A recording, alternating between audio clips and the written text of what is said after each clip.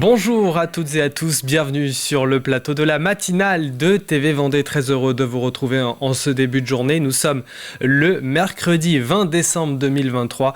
Voyons ensemble ce qui nous attend durant cette demi-heure. On parlera d'un sujet qui fait couler beaucoup d'encre. La question des lycées et du budget sera abordée lors de la session régionale en fin de semaine. Nous sommes aussi allés sur le marché de Noël de Challans pour préparer les fêtes avec un menu 100% local.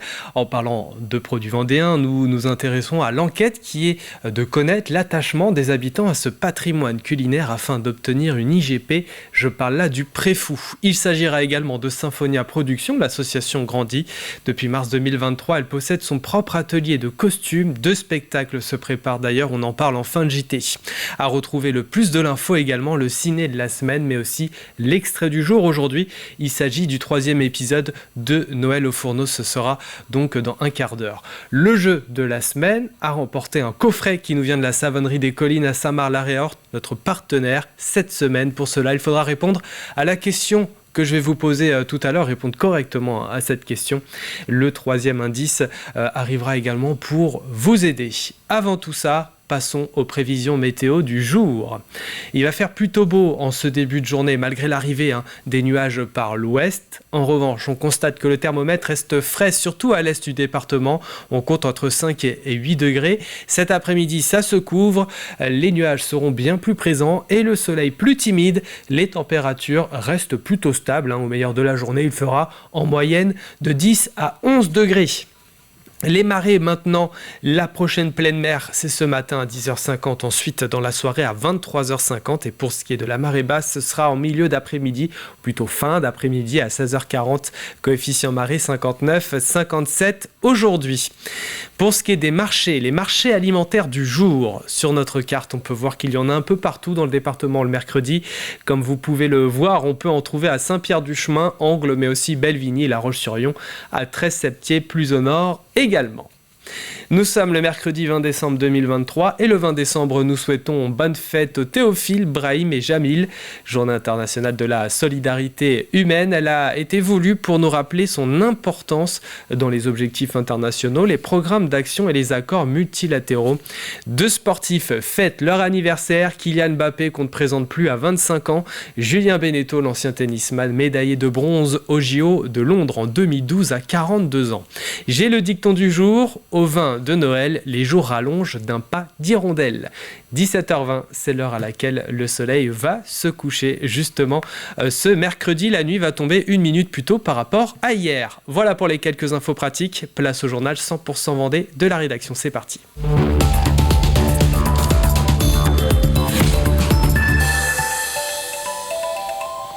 C'est un sujet qui divise au niveau politique de la région. La question des lycées et du budget sera abordée lors de la session régionale en fin de semaine. Certains établissements sont vétustes et c'est le cas de Pierre Mendès France à La Roche-sur-Yon. L'alerte a pourtant été donnée. Il a été constaté notamment la présence d'amiante, des fortes déperditions thermiques et énergétiques ou encore un terrain sportif de mauvaise qualité. Nous, ce que nous avions demandé avec les élus écologistes, mais également les élus du groupe d'opposition de gauche, le Printemps des Pays de la Loire, il y a un an, on a demandé à la majorité régionale de lancer une grande mission d'information et d'évaluation sur l'ensemble des lycées pour savoir quels sont les chantiers prioritaires de rénovation des lycées pour améliorer le confort thermique, le confort énergétique et offrir aussi des conditions dignes d'apprentissage pour l'ensemble des personnels, des enseignants et des lycéens et des lycéennes. Il n'y a pas de passoire énergétique à l'heure actuelle puisque les établissements les plus vieux ou en plus mauvais état sont classés C selon la vice-présidente de la région Pays de la Loire déléguée au lycée. Et c'est le cas du lycée Pierre Mendès France. Oui, les lycées sont vieux, mais ça ne veut pas toujours dire qu'ils sont trop vétustes. Quand ils nous ont parlé de passoire énergétique, on leur a expliqué aussi qu'on comprenait parce qu'il était ancien par rapport à d'autres lycées, mais que la moyenne était encore classée en C. Ce qui n'est pas considéré comme des indices, on va dire, inquiétants au niveau thermique. Et puis, on aura aussi d'autres mesures, comme ils l'ont demandé, qui sont liées aussi à tout ce qui est développement durable. Ça n'est pas parfait, mais bon, 117 lycées, il faut gérer aussi en bon père de famille et être aussi dans la sobriété, je pense que les gens attendent ça aussi. Et selon le diagnostic énergétique, il faudrait 15 millions d'euros pour les travaux de Pierre Mendès France. Une équipe de techniciens, 80 en tout, travaille dans les lycées pour remonter ce qui ne fonctionne pas. Des manifestations s'organisaient à travers la France pour s'opposer au projet de loi sur l'immigration. À La Roche-sur-Yon, le rendez-vous était proposé lundi sur la place Napoléon, où près de 250 personnes ont battu le pavé. Sur place, les représentants de 28 associations venues des 4 coins du département et qui accueillent des migrants. Un projet de loi qui a fait l'objet d'une motion de rejet avant même le début de son examen. Objectif donc, dissiper les préjugés sur les migrants, mais aussi sensibiliser l'opinion à leur contribution. C'est le hasard du calendrier qui veut qu'exactement à l'heure où on s'est réunis, la commission paritaire s'est également réunie à Paris. Et nous, évidemment, comme nous étudions, nous avons suivi depuis très longtemps l'évolution des discussions de la loi, nous sommes tous très inquiets de l'évolution possible. On appelle ça la droitisation de la loi. Bon, il n'y a pas besoin d'expliquer, tout le monde voit que ça sera de plus en plus dur. On veut rendre la vie de plus en plus difficile pour les gens qui viennent chez nous. Voilà. Pour préparer les fêtes, notre journaliste Mathis Pires est allé au marché de Noël de Challans pour constituer un menu 100% local. Fruits de mer, volailles, fromage et brioches, tous les produits sont essentiellement vendéens. Pour faciliter les circuits courts et la consommation de produits locaux, il existe de nombreux outils. Ils permettent de renforcer le lien entre producteurs et consommateurs et de rendre plus visibles les savoir-faire et les pratiques. Entrée, plat, dessert 100% vendéen que nous conseillent les producteurs locaux. Je suis parti à leur rencontre, venez avec moi. Pour bien commencer votre repas, vous avez le choix. Plutôt charcuterie, plutôt fruits de mer. Et de mon côté, j'ai décidé de partir sur les fruits de mer. Bonjour, j'essaye de me faire un plat 100% vendéen. Et donc pour l'entrée, en termes de fruits de mer, je devrais partir sur quoi? Nous avons donc la crevette grise qui est de chez nous. Vous avez les crabes vivants qu'on peut faire cuire. Vous avez les homards. Nous avons des langoustes roses aussi. C'est la première fois qu'on a ça sur le côté des Sables d'Olonne. Ensuite, vous avez les huîtres. Et tous ces produits viennent d'où? Ces produits viennent des Sables d'Olonne, de l'Atlantique Nord-Est, donc le côté, la mer, les Sables d'Olonne. Vous avez Saint-Gilles, Noirmoutier, c'est limitrophe Atlantique Nord-Est. Je viens juste de récupérer mon entrée, passons maintenant au plat et à la fameuse volaille. Elle n'est pas labellisée volaille de Challans pour ce producteur, mais est produite quand même juste à côté, à Boîte-Senez. Venez avec moi. Bonjour Madame Grondin, vous êtes productrice de volaille. Et si vous deviez me conseiller le plat parfait pour ces fêtes de fin d'année, ce serait quoi? Alors, pour 4 personnes, on a le chapon de pintade. Il est élevé chez nous. C'est quelque chose de très très moelleux, qui perd ce goût de pintade. Mais alors, c'est quelque chose que moi, je préfère. Accompagnement, vous avez l'éternel marron, châtaigne. Et puis après, vous avez les pommes de terre, les champignons, la farce. On fait la petite farce fine qui va avec. Et puis voilà. Oui, c'est tout ce qu'il me fallait. Alors, 36,90. Bon, et bien après un tel repas, vous reste-t-il de la place pour le dessert? Dans tous les cas, il faudra choisir entre le fromage et les desserts sucrés. De votre côté, vous êtes fromagère. Quel fromage vous me conseillez? Alors, je vous présente la tome de Vendée qui sera douce et moelleuse, légère en fin de repas. Vous pourrez apprécier après les desserts. Et tout ça, c'est produit où? Dans la région des Herbiers. Et pour finir en légèreté avec une petite note de sucré, le boulanger-pâtissier juste derrière moi me conseille de partir sur la brioche de Noël. Vous avez maintenant la recette idéale pour faire votre menu 100% vendéen. Il suffit juste de se rendre au marché le plus proche de chez vous. Pour celui de Challans où je suis actuellement, il est ouvert le mardi, le vendredi, le samedi et spécialement pour les fêtes, le dimanche. L'enquête autour du Préfou a été lancée en juillet dernier en partenariat avec Vendée Qualité, la Fédération de la boulangerie vendéenne et les associations OPCI, Ethnodoc et Dactrad. 600 réponses ont été enregistrées. L'objectif est de monter un dossier pour obtenir l'IGP, indication géographique protégée pour le Préfou à l'ail. Cela délimitera donc la zone de production. Le dossier devrait être envoyé au niveau national vers l'automne 2024 à l'INAO, l'Institut national de l'origine et de la qualité. Plus d'explications avec Julie Morini. L'objectif de cette enquête est de connaître l'attachement des habitants à ce patrimoine culinaire afin d'obtenir une IGP, une indication géographique protégée. c'est-à-dire une zone délimitée pour la production du préfou à l'ail. C'est un label particulièrement attendu par la profession. Écoutez le directeur de Vendée Qualité et le gagnant du meilleur préfou 2022. L'intérêt, c'est qu'une fois qu'on aura cette indication géographique protégée, qui peut demander un peu de temps, jusqu'à 4, 5 ans, allez, on va dire 4 ans, eh bien, une fois qu'on a ça, ça veut dire que ce n'est plus délocalisable. Et donc, le produit va rester sur le département, sera produit sur le département, et tout ce qui est valeur ajoutée, tissu économique, tissu social, restera sur le département. Et ça, c'est important pour notre territoire. Déjà, ça va être une reconnaissance déjà pour la Vendée, et puis pour tous les artisans boulangers de la Vendée. Ne pas dénaturer le produit aussi par toutes les façons qu'on voit au jour d'aujourd'hui. Donc pour nous, ça va être tout va être bénéfique, je pense. L'Office pour le patrimoine culturel immatériel est en charge de compléter les connaissances sur le préfou. Il interroge les professionnels, mais pas seulement. Pour le moment, 600 réponses ont été enregistrées. Et par ailleurs, à travers l'enquête, on mesure l'attachement des Vendéens à ce plat et au fait que pour eux, il représente un patrimoine culinaire. Puisque les personnes qui ont répondu, donc autour de 500, de 600 aujourd'hui, ont en fait parlé eux-mêmes d'attachement, de tradition et des mots qui sont quand même très très forts et qui représentent pour eux, enfin le préfou représente quelque chose pour eux et ça c'est important aussi à souligner.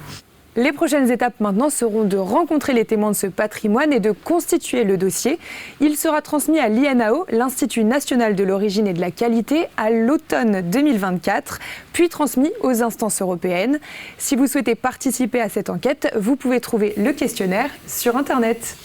Symphonia Productions, c'est une association vendéenne créée en 2018 avec 5 créations originales depuis son lancement. Elle grandit. Depuis mars 2023, elle possède son propre atelier de costumes. Au début, tous bénévoles. On y compte maintenant une équipe complète. L'ascension est loin d'être terminée. En ce moment, 2 grands spectacles. La Dame de Pierre qui représente 965 pièces, dont 400 costumes, 50 costumes pour le second, le Grand Hiver, qui aura lieu en janvier prochain.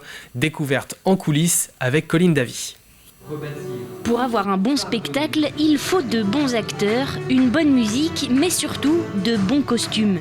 Depuis bientôt 1 an, Symphonia Productions crée ses propres pièces ici. L'atelier est chapeauté par Marie et son rôle est plus qu'essentiel. Donc le choix des coloris, des matières, des formes, des patrons, etc. Puis il y a toujours le côté historique qu'il faut mettre en compte, le côté imaginaire commun. Le costume, c'est ce qu'on va voir directement. Au-delà du texte qu'on va entendre, visuellement, c'est ce qui va nous faire tilt tout de suite. Donc il faut que le costume soit en accord avec la période dans laquelle on veut mettre le texte en scène. Et c'est hyper important puisque si on met un homme de Cro-Magnon, on veut faire jouer un homme de Cro-Magnon en tenue de Charlemagne, il y a un blocage. Fabriqué plutôt que loué comme il le faisait auparavant, cela comporte d'autres avantages pour les acteurs notamment.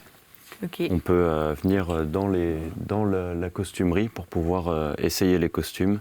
On peut suivre tout son processus de création.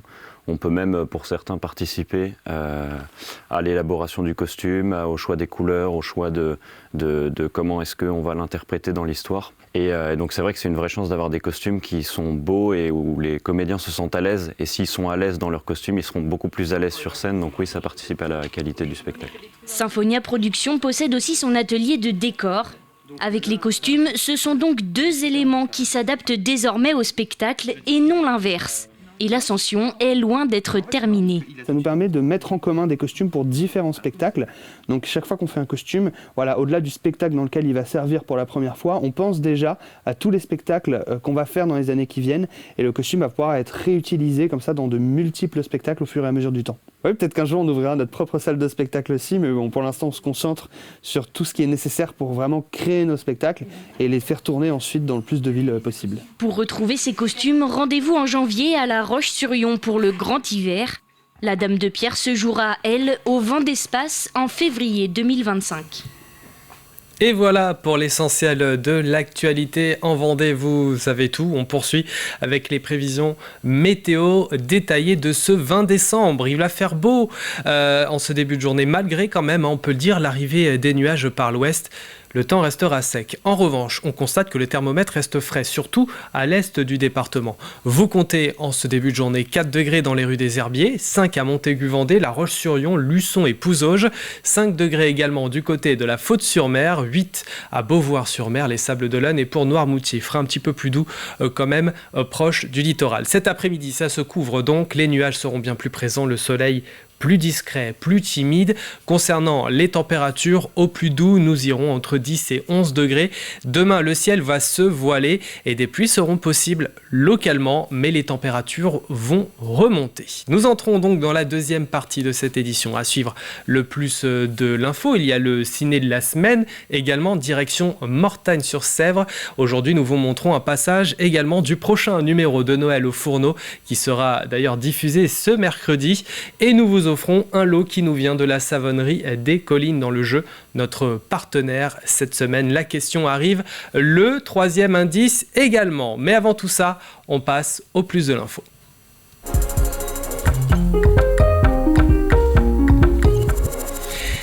Et avec ce droit de passage envisagé sur le pont de Noirmoutier, qui fait l'objet d'un recours. Recours qui a été envoyé vendredi dernier au département.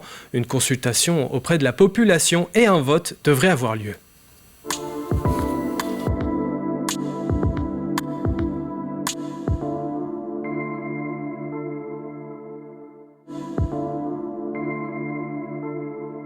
Nous avions demandé par une délibération du conseil communautaire le fait au département d'ouvrir le dossier d'un rétablissement d'une éco-participation au pont de Noirmoutier, prévu au code de l'environnement. Et ça, je le répète, le président du département nous avait opposé dans sa réponse le fait que nous voulions créer une nouvelle taxe, ce qui est absolument faux. La taxe, elle est dans le code de l'environnement. Elle avait été prévue par l'ensemble des sénateurs vendéens et charentais en 1995, qui permet aux îles reliées par un ouvrage d'art, donc île d'Oléron, Noirmoutier et puis l'île de Ré, de pouvoir participer et de pouvoir avoir cette éco-participation qui vient financer tous les projets de transition sur le territoire.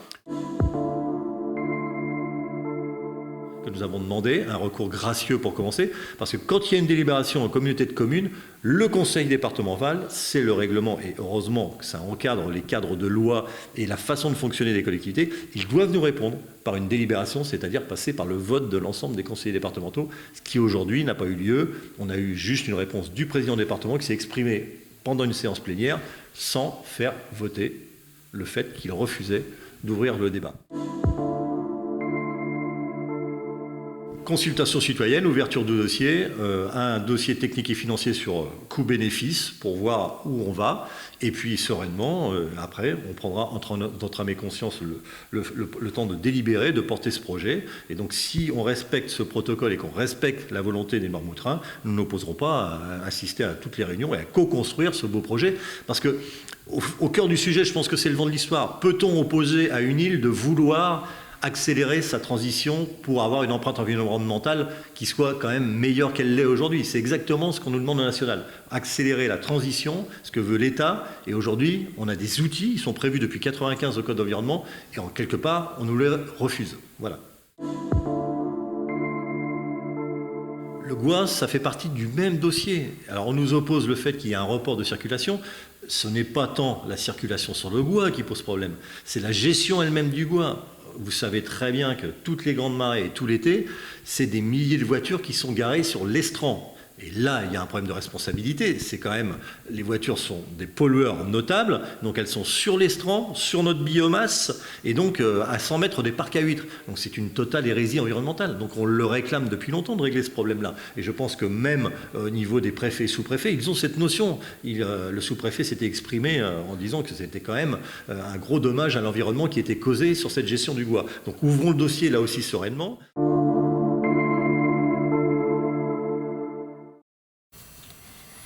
Ouvert en 1971, le pont de Noirmoutier avait été payant pendant 23 ans. Voilà pour le plus de l'info qui sera diffusée aujourd'hui sur TV Vendée. Nous poursuivrons avec l'extrait dans quelques instants, mais avant, et parce que c'est mercredi, place au ciné de la semaine.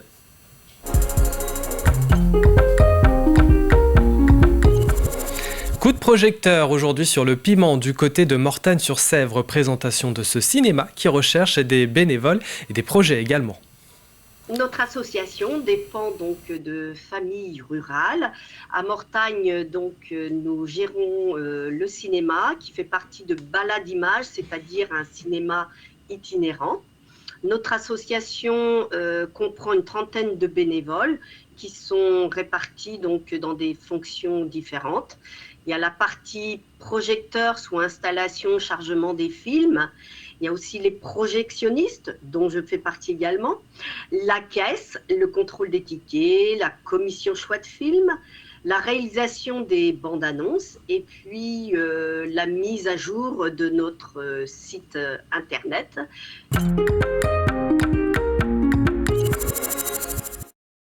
Au niveau de l'association, nous recherchons des bénévoles. Ce qui serait intéressant pour nous, c'est d'avoir de jeunes membres qui pourraient nous apporter un plus au niveau du numérique, c'est-à-dire pour être peut-être plus présents dans les réseaux sociaux ou pour du montage, etc.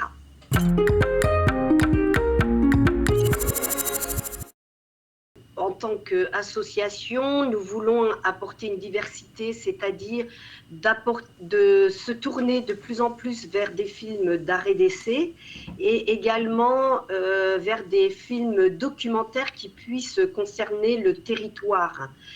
Et tous ces projections seront suivies d'échanges. Et voilà pour le ciné de la semaine, le tout dernier de l'année. Le prochain, ce sera à la rentrée de janvier. Avant de passer au jeu, on passe tout de suite à l'extrait du jour, Noël au fourneau.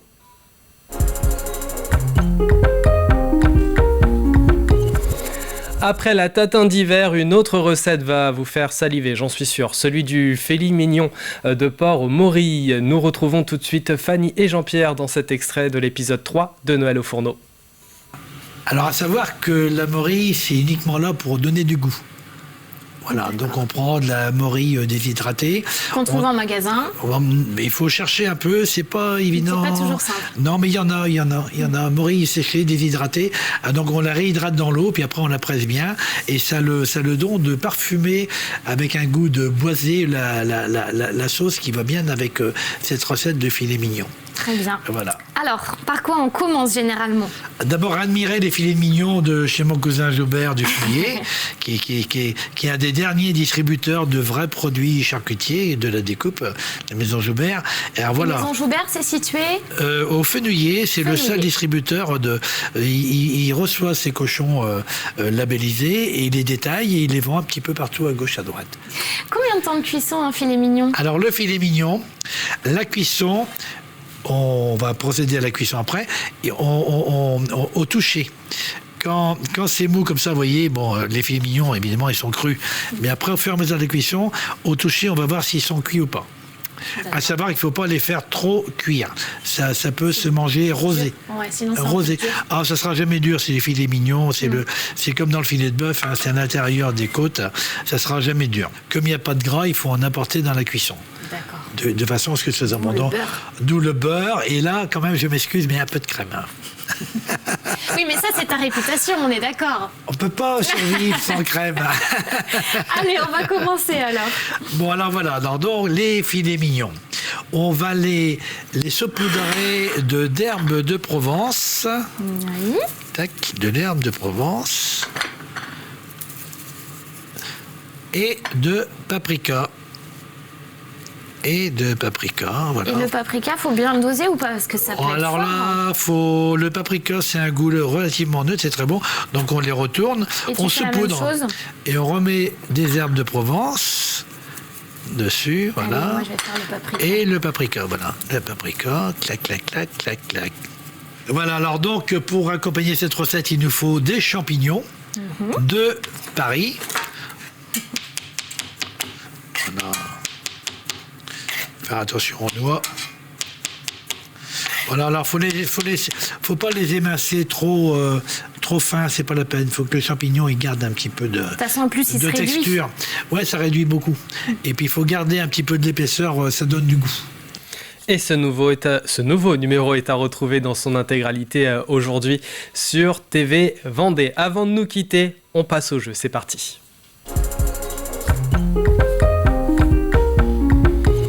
Avec un coffret cadeau qui nous vient de la Savonnerie des Collines, notre partenaire cette semaine, basé du côté de Saint-Marc-la-Réorte. Mais pour avoir ce lot d'une valeur de 50 €, il faut répondre à cette question. La voici. Dans quelle commune vendéenne une nouvelle œuvre d'art a vu le jour sur un rond-point?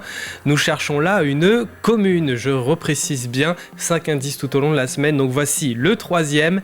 Elle possède un peu moins de 4000 habitants. Pour jouer, c'est sur notre site internet tvvendée.fr. C'est la fin de cette matinale. Merci de l'avoir suivi. L'information revient à 12h30. Ce sera avec Diane Delangle. Passez une excellente journée sur TV Vendée.